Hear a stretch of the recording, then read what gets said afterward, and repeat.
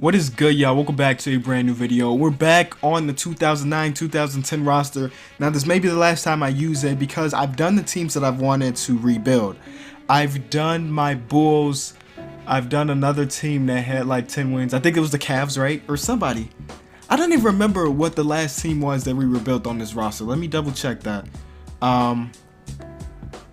Oh, it was the Nets. We've done the Nets, we've done the Bulls, and now we're working with the Minnesota Timberwolves. And the reason we're doing them is because they had 15 total wins on the season. So I think they definitely need a little bit of help. Now, I'm thinking I'm going to try to do this as a one-year rebuild, different than the last two I've done. So hopefully you guys will enjoy that. Again, this may be the last time we're on this roster, so let's get right into it. Kevin Love is only 21 years old. It's crazy. So this may be what? His sophomore season, something like that, his second year, right? But I want to see what we can get for him. We can bring in Josh Smith and Al Horford. That is not a bad trade. And the only reason I'm doing this because this is a young Kevin Love. I know Kevin Love hit his prime. Let's see when his prime was. Because there was once upon a time the guy was destroying the league. 2011, 2012, 26 points per game, 13 rebounds. The guy was a straight beast that year.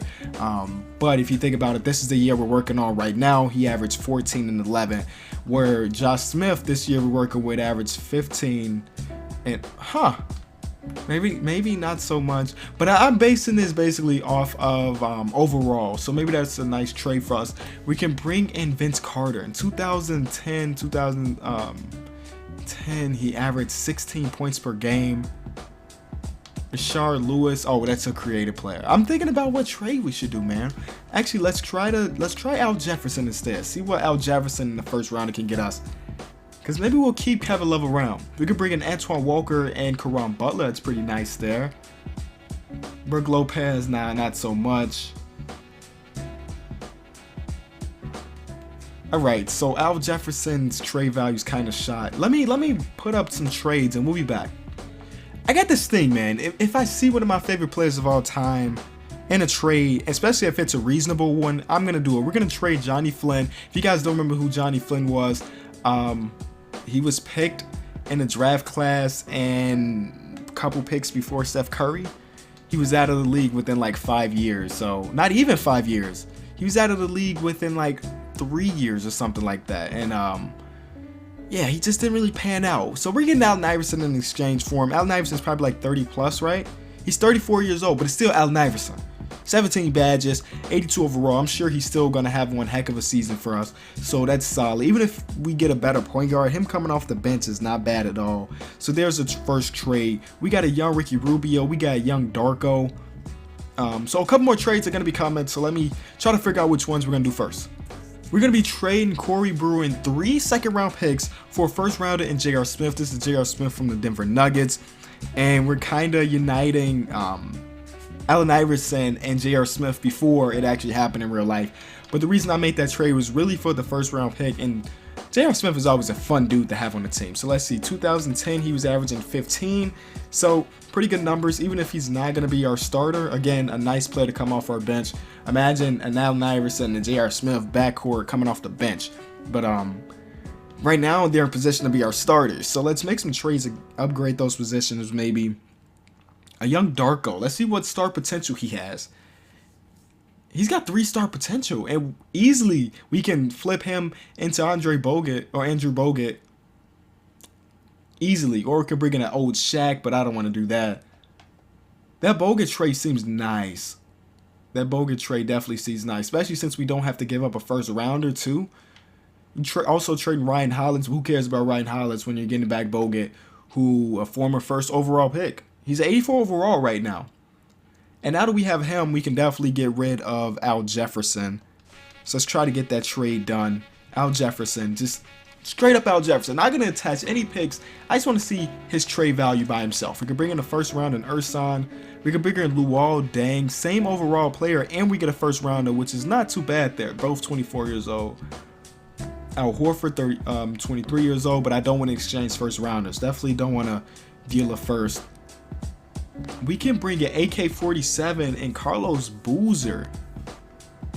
AK-47 and Carlos Boozer looks nice. It definitely looks nice. So let's go back to that one. Yeah, nothing else is even close to that. Let's bring in Carlos Booz and AK-47. So let's see what we got right now. We got Allen Iverson, J.R. Smith, AK-47, Carlos Booz, and Bogut. We got Kevin Love coming off our bench. So let's try to make our bench a little better. And by doing this, we're going to trade Kevin Love. Again, I'm not going to attach any first rounders. Let's just see what Kevin Love value is by himself. Last time we put him on the block, it was with the first rounder. But if we take that first rounder out, let's see what we can get offered. Rodney Stuckey, nah. Peja Stojakovic, nah. Vince Carter's still there.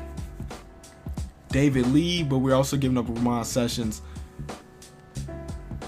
I'm not seeing anything spectacular. Let's say we do this trade, right? We do this trade. This is tough. So instead of me just talking nonstop for about 5 minutes while I try to figure this out, I'll cut once we do have a deal ready. I'm actually going to do this trade. Kevin Love, a first rounder, and some dude that's probably just a generated dude for a roster filler for Mo Williams and Shaquille O'Neal. Now, this is a young Mo Williams. Back in this time, he was averaging about 15, and this is an older Shaq, but Shaq is still pretty good. He'd probably be coming off our bench, but a Shaquille O'Neal off the bench is not too bad, and I like that trade a lot. Now, my next deal of business is going to be getting rid of Ramon Sessions because we have Mo Williams. He's really not needed anymore. So let's throw him in a second rounder up. Let's see what we can get for him in the second round. We can get a first rounder and Mike Miller. That is a really solid trade.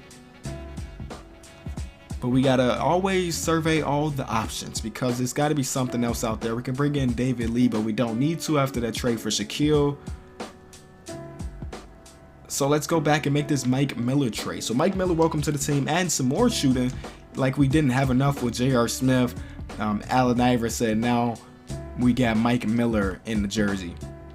Yeah, I was about to say, he spent a couple years here. He spent just 1 year here. But I'm still not satisfied. I don't think this is a championship team just yet. So let me continue to flip players until I feel like we got the best team possible. So with this trade, we are losing a little bit of overall points when we get rid of Bogut for Joakim Noah. But the reason we're doing this is to pick up Luol Deng to come off our bench. Between him and AK-47, our bench would be pretty nice with those guys down there. So Luol will step into the starting position. AK-47 goes to the bench to be alongside Mo Williams, Shaquille O'Neal, Mike Miller. I like the way that bench sounds, but we still have one more first round pick, and we can throw that and let's say, I don't even know, that and J.R. Smith, because he is kind of the weakest link if you think about it in our starting lineup, if you think about it. So can we get a better shooting guard somehow? We can bring in Kevin Martin, Omri Caspi. We'll keep that in the back of our minds. Ooh, Jamal Crawford, eh? Jay Crossover come to the team and sauce people up. Back in the day, he was averaging about 14. Let's keep trade offer 3 in the back of our minds as we go through this one more time.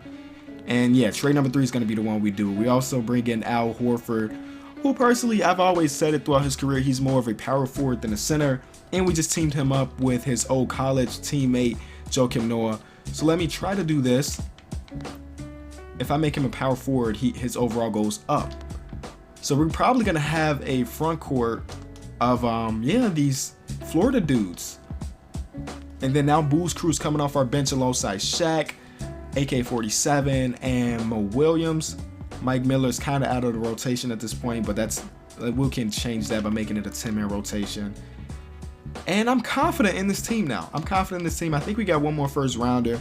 I'm going to just survey a little bit and try to deal that first round and upgrade some position. Not sure which one it's going to be, but we'll be back. That first round is enough to get us Gerald Wallace and Ramon Sessions. We're also giving up Wayne Ellington, who wasn't even in the rotation to start off with, so that's no big deal.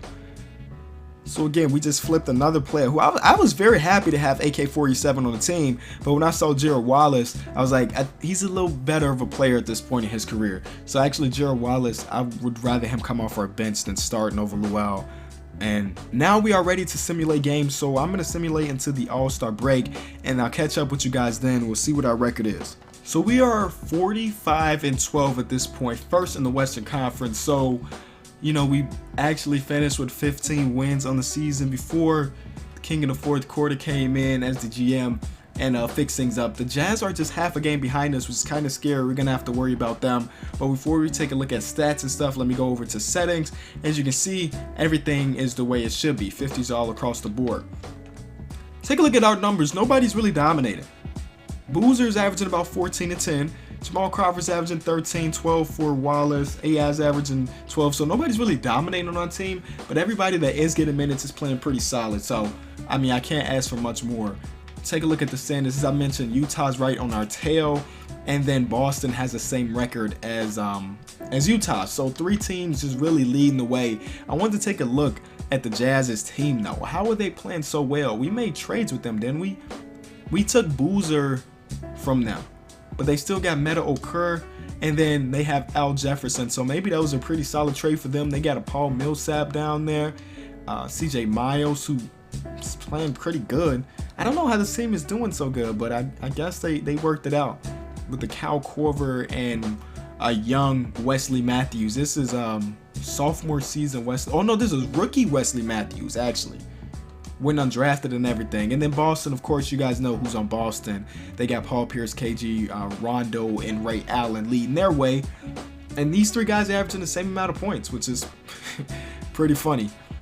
So let's take a look at the league leaders. If you were wondering, LeBron is leading the league in points per game, and then followed by Kevin Durant. Dirk not too far behind. Well, actually pretty far behind. KD and LeBron are leading the way, and then 4 points under them is Dirk, Rose, Wade, Melo, Joe Johnson, Brendan Roy, Kobe. That's really low for Kobe.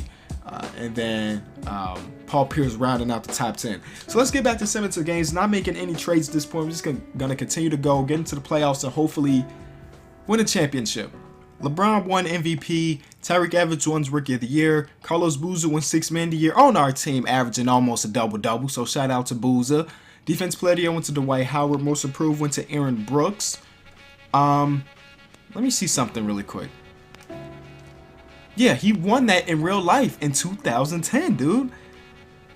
The man who created this roster, I'm telling you, he got all the accuracies, man. That is legit right there. Kurt Rambis won Coach of the Year.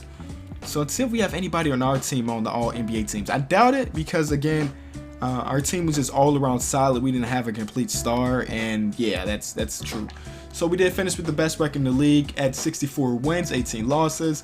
And then right across from us is the Boston Celtics, who I'm expecting to meet up against in the championship. But first, we got to get through the Spurs, which was no problem.